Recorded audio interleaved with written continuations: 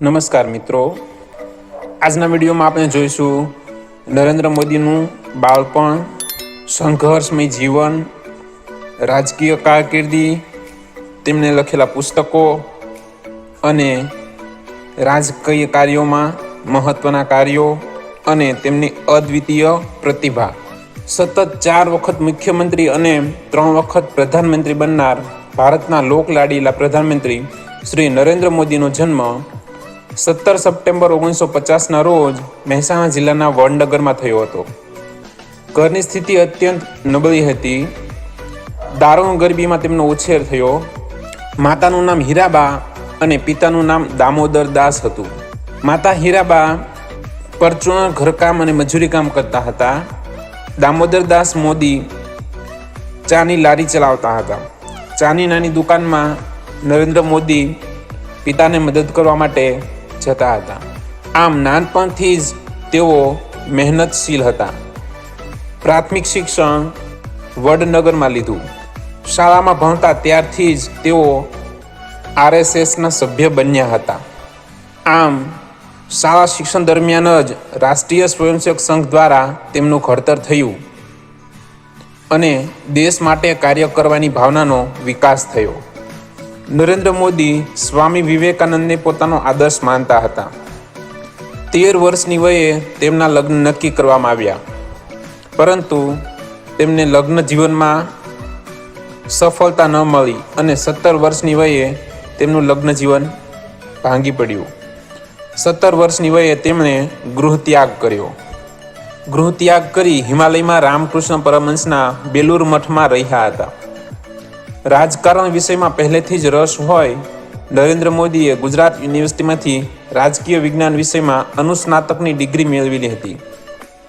લખવા વાંચવાનો બાળપણથી જ ખૂબ શોખ હતો અને એટલે જ જ્યારે પણ સમય મળે ત્યારે તેઓ લાઇબ્રેરીમાં જઈ પુસ્તકોનું વાંચન કરતા. વાંચન પ્રવૃત્તિમાં રસ દાખવેલો એટલે તેમના વિચારો માનવ કલ્યાણ સાથે જોડાયા હતા અને એટલે જ એમણે ઘણા બધા પુસ્તકો પણ લખ્યા છે. તેઓ એક સારા વક્તા તરીકે દુનિયાભરમાં જાણીતા છે. નરેન્દ્ર મોદીની સ્પીચ સાંભળવા લોકો ઘેલા થઈ જાય છે. એટલી સારી સ્પીચ તે આપે છે. RSSમાં કામ કર્યા પછી યુવાન વયે તેઓ ભાજપમાં જોડાયા અને તેમની રાજકીય સફર શરૂ થઈ.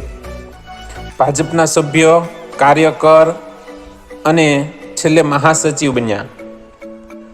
ખંતપૂર્વક તે કામ કરતા એટલે ધીરે ધીરે તે ઉચ્ચ હોદ્દો મેળવતા ગયા અને 2001માં ગુજરાતના મુખ્યમંત્રી બન્યા. 2001ના ભૂકંપ પછી ગુજરાતને બેઠું કરવામાં નરેન્દ્ર મોદીનો ફાળો અનન્ય છે. મુખ્યમંત્રી બન્યા બાદ ગુજરાત માટે અવનવી યોજનાઓ અમલમાં મૂકી અને ગુજરાતને વિશ્વના નકશામાં મૂકી દીધું. વિકાસના મોડેલ તરીકે ગુજરાતની ગણના થવા લાગી. એવી અનેક યોજનાઓ અમલમાં મૂકી જેનાથી ગુજરાતનો અભૂતપૂર્વ વિકાસ થયો. સતત 4 વખત મુખ્યમંત્રી રહ્યા બાદ 26/5/2014ના રોજ નરેન્દ્ર મોદી ભારતના પ્રધાનમંત્રી બન્યા.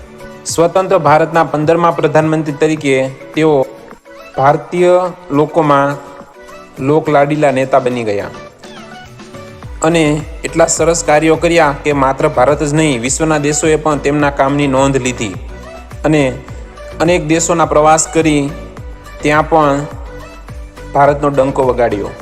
અનેક દેશોએ નરેન્દ્ર મોદીના કામની નોંધ લીધી અને તેમનું સન્માન પણ કર્યું. વિશ્વના ઘણા બધા દેશોએ અલગ અલગ સન્માન, એવોર્ડ દ્વારા તેમને નવાજ્યા છે. ટાઈમ મેગેઝિને પણ વિશ્વના પ્રભાવશાળી નેતાઓમાં નરેન્દ્ર મોદીનો સમાવેશ કર્યો. 9/11/2016માં નોટબંધી દ્વારા ભ્રષ્ટાચાર અને કાળું નાણું બહાર લાવવાનો પ્રયત્ન કર્યો. ત્રાસવાદ, આતંકવાદને નાથવા અને ભારતને શક્તિશાળી હિન્દુ રાષ્ટ્ર બનાવવું એ તેમની નેમ છે. નરેન્દ્ર મોદીની જાણીતી યોજનાઓની વાત કરીએ તો સ્વચ્છ ભારત મિશન, વાયબ્રન્ટ ગુજરાત અભિયાન, જનધન યોજના, make in India, Beti Bachao Beti Padhao, મુદ્રા યોજના, અટલ પેન્શન યોજના, સ્માર્ટ સિટી યોજના, આયુષ્યમાન ભારત, ઉજ્જવલા યોજના, વન નેશન વન રેશન, GSTનો કાયદો, એવી અસંખ્ય યોજનાઓ છે જેના દ્વારા નરેન્દ્ર મોદીએ ગુજરાત અને ભારતનું કલ્યાણ કર્યું. આંતરરાષ્ટ્રીય યોગ દિવસની ઉજવણી કરવા માટે નરેન્દ્ર મોદીના આગ્રહને સંયુક્ત રાષ્ટ્રએ વધાવી લીધો. 177 દેશોએ આંતરરાષ્ટ્રીય યોગ દિવસ ઉજવવાનું નક્કી કર્યું. વડાપ્રધાન નરેન્દ્ર મોદીના પુસ્તકોની વાત કરીએ તો પ્રેમ તીર્થ, સંઘર્ષમાં ગુજરાત, જે 1975ની કટોકટીના સમય પર આધારિત છે. એ સિવાય એક્ઝામ વોરિયર્સ, જ્યોતિપુંજ, સેતુબંધ, આંખ આ ધન્ય છે, કેળવે તે કેળવણી, શ્રી ગુરુજી એક સ્વયંસેવક વગેરે ઘણા બધા પુસ્તકો લખેલા છે અને પ્રકાશિત કર્યા છે. અને હજુ પણ તેમની આ લખવાની યાત્રા ચાલુ જ છે. વડાપ્રધાનના ચારિત્ર્યની વિશેષતાઓની વાત કરીએ, પ્રતિભાની વાત કરીએ તો દરરોજ તેઓ યોગા કરે છે, શુદ્ધ અને શાકાહારી ભોજન લે છે, કોઈ પણ પ્રકારનું વ્યસન છે અને નિર્વ્યસની પ્રતિભા છે. દરરોજ 18 કલાક કામ કરે છે અને આ 18 કલાક દરમિયાન તેઓ સતત દેશભક્તિની ભાવના ઉજાગર થાય તેવા કાર્યો કરતા રહે છે. પોતાના કાર્યકાળમાં તેમણે એક પણ રજા લીધી નથી. ગુજરાતના પ્રવાસન ઉદ્યોગને વિશ્વ ફલક પર મૂક્યું છે. સ્ટેચ્યુ ઓફ યુનિટીનું નિર્માણ એ તેમની જ દેન છે.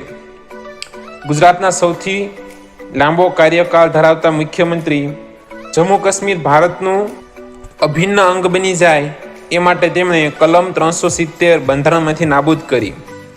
આવા તો અનેક ગણ્યા નહીં તેવા લોક કલ્યાણના, દેશ કલ્યાણના કામ નરેન્દ્ર મોદીજીએ કરેલા છે. અને એટલે જ આજે પણ ભારતના ખૂણે ખૂણામાં દરેક લોકો તેમને નતમસ્તક કરે છે. ધન્ય છે આ દેશભક્ત વડાપ્રધાનને. જો ભારતને વિશ્વગુરુ બનાવવું હશે તો નરેન્દ્ર મોદી જેવા વડાપ્રધાનની જરૂર રહેવાની જ.